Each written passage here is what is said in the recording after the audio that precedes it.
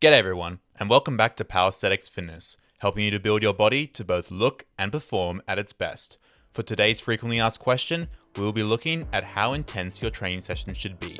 Your training experience as well as training goals will heavily influence how intense you'll be performing in each session, so let's dive right into it. A common way to measure intensity within the fitness industry that we'll use today in this video is the RPE, or rate of perceived exertion. It's on a scale between 1 and 10 with a table right here to show its contents. For beginner lifters who have been in the gym for less than a year, you'll want to prioritize form and making sure that you have good habits starting off in the gym. Therefore, you do not want the intensity too high as to break down form and cause bad habits.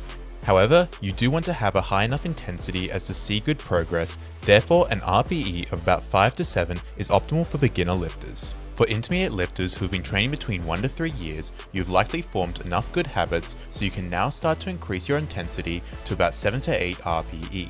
For advanced lifters of over 3 years, you have likely now created great form in all of your main movements as well as improved your mental grit, which will allow you to train even harder. Therefore, you should be training at about 8 to 9 RPE in order to still see results. For strength-based athletes, you want to have a decently high intensity in order so you can still get strength gains, and an RPE of 8 to 9 should be enough so you can see steady and efficient gains over time. Hypertrophy-based athletes will also want to have a high intensity while training.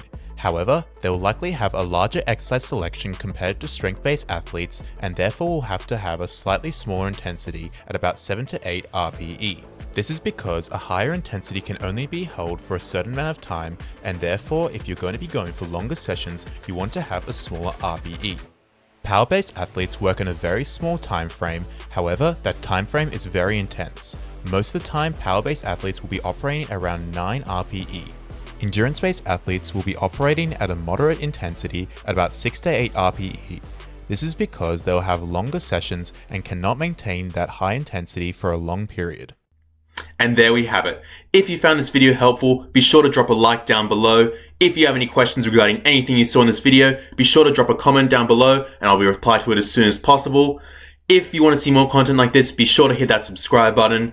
And if you want your own full program where I break everything down for you, be sure to head over to powerstheticsfitness.com, link in the description down below.